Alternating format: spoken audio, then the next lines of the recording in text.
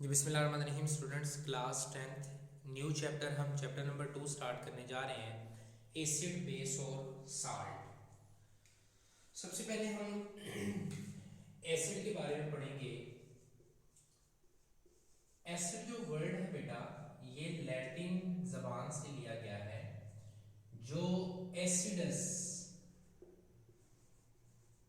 Word था, उसका मतलब होता है सोर। सोर से मतलब होता है उर्दू में तुर्श, खट्टा।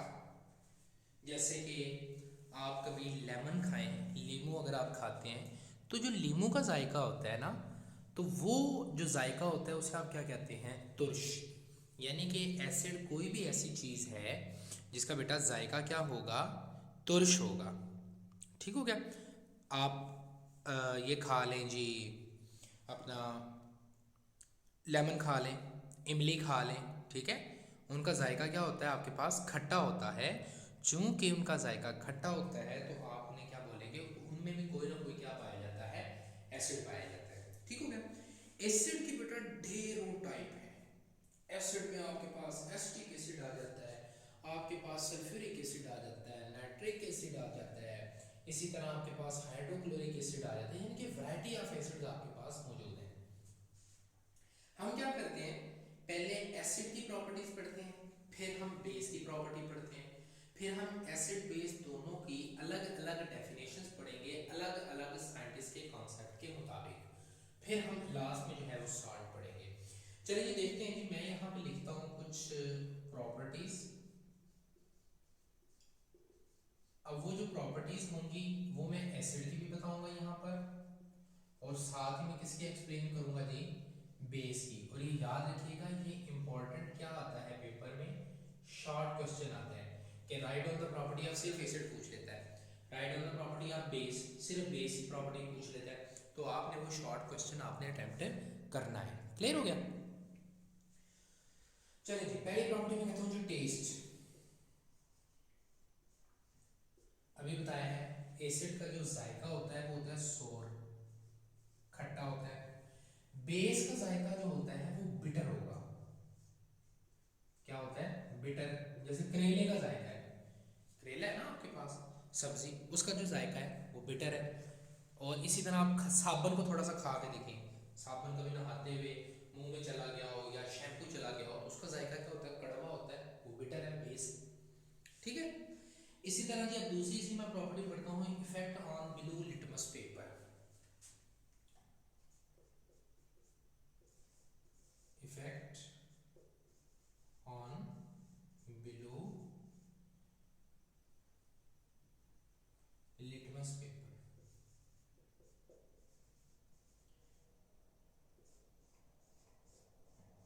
इसी तरह यही इफेक्ट चेंज करके effect on red litmus paper. ठीक हो गया? इसी तरह मैं एक और इसकी प्रॉपर्टी पढ़ लेता हूँ जी, effect on skin. Effect on skin. इसी तरह इलेक्ट्रिक कंडक्टेंस, इलेक्ट्रिक कंडक्टिविटी। अब ये सारी प्रॉपर्टी मैं किस में डिस्कस करूंगा? एसिड की भी, और इसी तरह ये बेस की भी सारी प्रॉपर्टीज मैं डिस्कस करूंगा। ठीक हो गया? Effect on blue litmus paper. Acid जो होता है वो ब्लू लिटमस पेपर को किस में तब्दील कर देगा बेटा? रेड में तब्दील कर देगा। लिटमस पेपर क्या होता है बेटा? लिटमस पेपर का मतलब होता है डाई स्ट्रिप। ठीक है? ऐसी स्ट्रिप होते हैं जिसके कुछ ना कुछ कलर्स होते हैं, तो इसको डाई स्ट्रिप कहते हैं। जब आप रेड लिटमस पेपर, दो तरह के होते हैं, एक होता है रेड, एक होता है ब्लू। अगर आप ब्लू लिटमस पेपर को एसिड में डालोगे तो वो किस में तब्दील हो जाएगा? रेड के अंदर तब्दील हो जाएगा। जबकि बेस में डालोगे तो उस पर कोई असर नहीं करेगा, बेस वैसे ही रहेगी। बेस क्या हो जाएगी? वैसे ही रहेगी। इसी तरह रेड लिटमस पेपर आप ले लें, तो रेड लिटमस पेपर जब आप एसिड के अंदर डालोगे तो इसके ऊपर हो जाएगा नो इफेक्ट, इसके ऊपर कोई असर नहीं करेगा। जबकि आप उसको किस में डालोगे? बेस में डालोगे, वो क्या कर देगा? Turn into blue. वो इसमें इसी किस में तब्दील कर देगी, रेड लिटमस पेपर को किस में तब्दील कर देगी बेटा, ब्लू के अंदर तब्दील कर देगी। ठीक हो गया। इसी तरह बेटा आप इसके इफेक्ट ऑन स्किन कर दें, ये क्रूसिव होता है। क्रूसिव से मुराद है अगर आपके हाथ के ऊपर गिर जाएगा तो उसको जला देगा, सतह को उखाड़ देगा। और ये क्या करता है, ये इतना हार्मफुल नहीं होता, ये थोड़ा सा इससे कम ही हार्मफुल होता है। ये क्या करता है, harm skin tissue, harm skin tissue. ये स्किन टिश्यू को कुछ हद तक क्या करता है, नुकसान देता है, लेकिन इतना ज्यादा नहीं देता जितना वो क्या देगा, एसिड देता है। और उसके बाद मैं बात करता हूँ कि इलेक्ट्रिकल कंडक्टिविटी।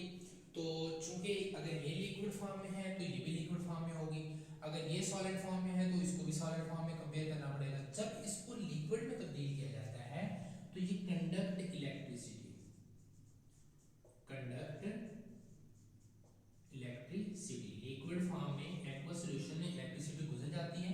और इसी के अंदर भी आपने क्या लिख देना है, बेस भी इलेक्ट्रिसिटी क्या करती है बेटा, कंडक्ट करती है। क्लियर हो गया।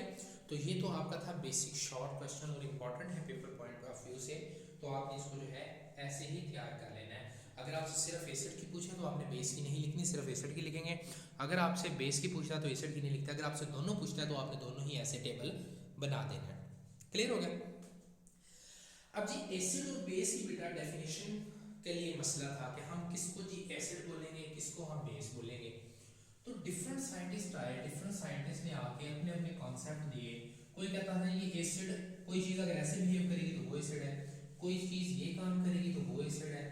इस तरह के सब ने जो है वो कॉन्सेप्ट दिए कि एसिड ये हो सकता है, बेस ये हो सकती है। पहले जो थी ये प्रॉपर्टी जो आपको मैंने बताई है, पहले जाबर बिन हियान के दौर में यही इनकी डेफिनेशंस हुआ करती थी, लेकिन बाद में जो है वो ज़माना बदलता गया। उस वक्त एक हमारे पास आए अर्हीनियस आए। अर्हीनियस ने क्या किया, अपना एक कॉन्सेप्ट दिया, अर्हीनियस एसिड बेस कॉन्सेप्ट दिया। स्पेलिंग अर्हीनियस जरा देख लीजिएगा। ये तकरीबन मैं आपसे गार्बन्स ने दिया था 1887 में दिया था। उसने एसिड की भी डेफिनेशन की, उसने क्या की, बेस की भी डेफिनेशन की अपने लिहाज से।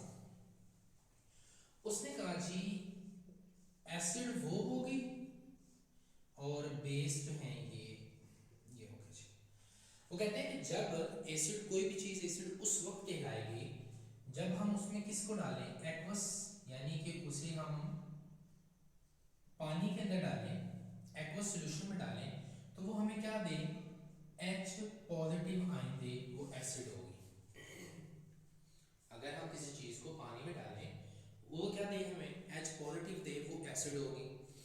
अगर हम किसी चीज को एक्वस सॉल्यूशन में डालें,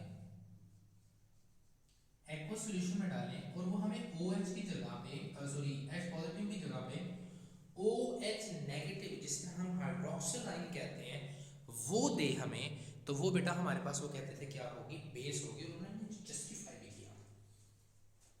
उसने कहा जी फॉर एग्जांपल मैं HCl को डालता हूँ जी पानी के अंदर, H2O में डाला, तो ये क्या बनेगा, Cl नेगेटिव, Cl उतर जाएगा यहाँ से, H जो है वो H पॉजिटिव की शक्ल में उतर जाएगा और पानी एज इट इज रह जाएगा।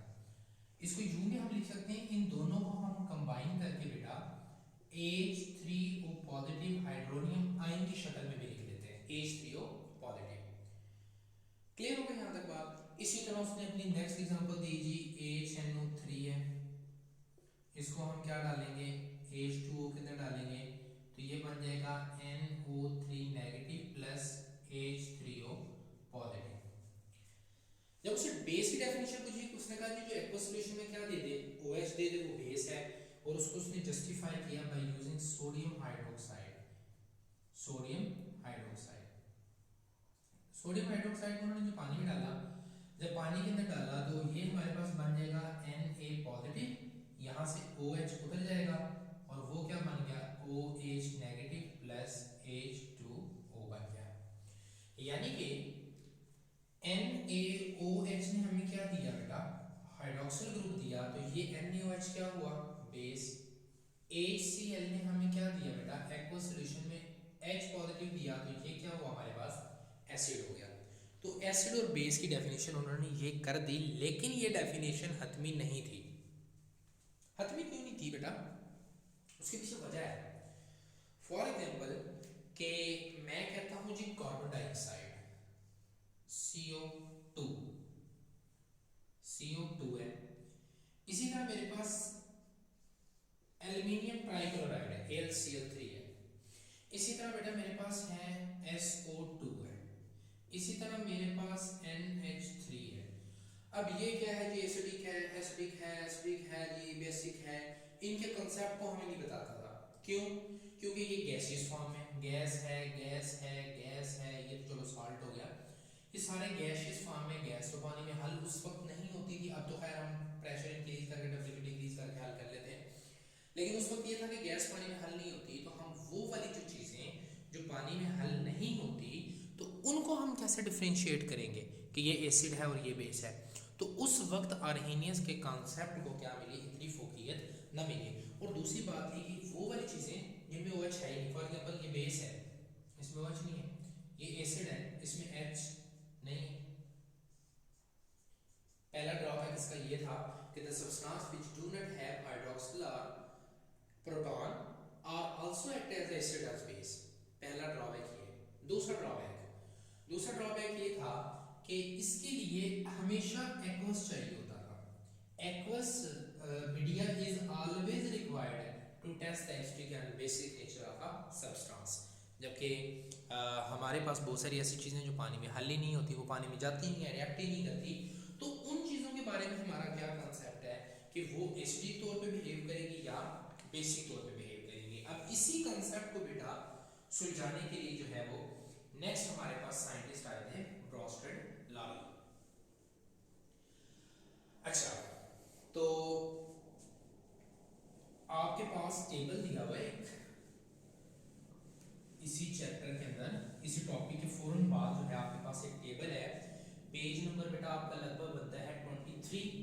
उसके ऊपर जो 22 के ऊपर आपके पास टेबल है यूजेस ऑफ एसिड।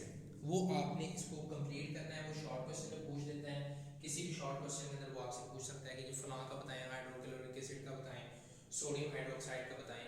तो आपने वो यूजेस जो है बिल्कुल याद कर लेने बड़े अच्छे तरीके से जी।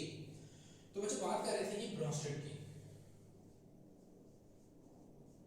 Bronsted lorry. ब्रोस्टेड लॉरी आए, इसने अब एसिड की डेफिनेशन बताई, फिर बेस की डेफिनेशन बताई अपने तौर पर। इसने कहा कि आर्हेनियस ने कहा था कि एसिड वो चीज है जो पानी के अंदर H पॉजिटिव देती है, जो किसमें देती है, H पॉजिटिव देती है पानी के अंदर, एक्वस में देती है। इसने ना इस बात को गलत कर दो, क्योंकि हमारे पास पहला ड्रॉबैक इसका ये था कि एक्वस मीडिया पे अप्लाई होता है। इसने इसको खत्म कर दो। आप ये बोलो सिंपली, जो भी चीज HCl है वो क्या देता है, H पॉजिटिव देता है, Cl नेगेटिव देता है, तो एसिड है। एक्वस को बीच में से खत्म कर दो। तकरीबन एसिड की डेफिनेशन सेम है, सिर्फ एक्वस वर्ड को हटा दो। यानी कि अगर कोई चीज प्रोटॉन देती है वो क्या कहलाएगी, एसिड कहलाएगी। लेकिन बेस की डेफिनेशन ने फर्क किया कि वो चीज जो एक्सेप्ट करती है, एक्सेप्ट प्रोटॉन, उसे आप क्या बोलोगे, बेस। फॉर एग्जांपल आपके पास ये NH3 है, अमोनिया है। अब ये उसका दूसरा ड्रॉबैक था ना, ये इसने सॉल्व कर दिया। NH के आगे बेटा जब आप H पॉजिटिव को लेके आते हैं तो ये इसको अपना लॉन पेयर ऑफ इलेक्ट्रॉन देके इसके साथ क्या बनाती है, coordinate covalent bond. 9th class में भी आप पढ़ के आए हुए, कोऑर्डिनेट कवलेंट बॉन्ड बनाती है और इसके ऊपर कंप्लीट के ऊपर क्या आ जाता है हमारे पास, प्लस चार्ज आ जाता है। ठीक है। अब इसने क्या किया, एक्सेप्ट किया, कबूल कर लिया किसको, प्रोटॉन को। तो इसलिए क्या हुई, बेस। इसने प्रोटॉन को दिया और ये क्या हो गया आपके पास, एसिड हो गया। क्लियर हो गया। अच्छा, अब जरा मैं इसका जो है वो एक जनरल रिएक्शन लिखता हूँ, उससे आपको मैं और समझाता हूँ एक कंसेप्ट। जी आपके पास ये सोडियम हाइड्रोक्साइड है, NaOH,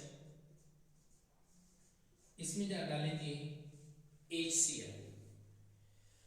अब जरा देखिए कि आपके पास बेटा H ने, ये देखें ना, इसका प्लस ये माइनस ये प्लस, इसका प्लस इसके माइनस को पकड़ लेगा, इसका माइनस इसके प्लस को पकड़ लेगा, इसके माइनस ने इसके प्लस को पकड़ा तो ये बन जाएगा HOH प्लस इसके प्लस ने इसके माइनस को पकड़ा तो ये क्या बन जाएगा NaCl। अब जरा गौर की जाए बेटा तो आप देखेंगे कि इसने इससे क्या लिया है, एक्सेप्ट किया है, कुछ एक्सेप्ट किया है, क्या, प्रोटॉन H पॉजिटिव। इसने जब इससे प्रोटॉन को एक्सेप्ट किया तो ये क्या हुई बेटा, बेस हो गई। ये क्या हो गया हमारे पास, बेस इसने दिया है तो ये हमारे पास क्या हो गया, एसिड हो गया। अब देखिए Na वाला जो ग्रुप है वो यहां पर कहीं पे प्रेजेंट है, जी बिल्कुल जी, इस कंपाउंड के अंदर प्रेजेंट है, इस कंपाउंड के अंदर प्रेजेंट है। वैसे ये है तो सॉल्ट ना, लेकिन यहां से ये याद रखिएगा कि जब बेस जो है वो अपना क्या देती है बेटा, क्या देगी, प्रोटॉन को एक्सेप्ट करने के बाद जो प्रोडक्ट देगी वो आपकी कहलाएगी कॉन्जुगेट एसिड कहलाएगी, किसकी, सोडियम हाइड्रोक्साइड की, कॉन्जुगेट एसिड है ये आपके पास क्या कहलाएगा, कॉन्जुगेट बेस कहलाएगी। अच्छा जी, फर्क क्या होता है जी, इस बेस और इस बेस में क्या फर्क है जी, कोई फर्क नहीं है बेटा, दोनों सेम है कोई भी फर्क नहीं है, सिर्फ हमने नाम अलग रखने की वजह से कि जी अगर ये भी बेस हो जाएगा तो ये भी बेस हो जाएगा, इसलिए हमने इसे क्या कह दिया, कॉन्जुगेट बेस, और इसको क्या बोल दिया हमने, जस्ट बेस कह दिया। क्लियर होगी यहां तक बात।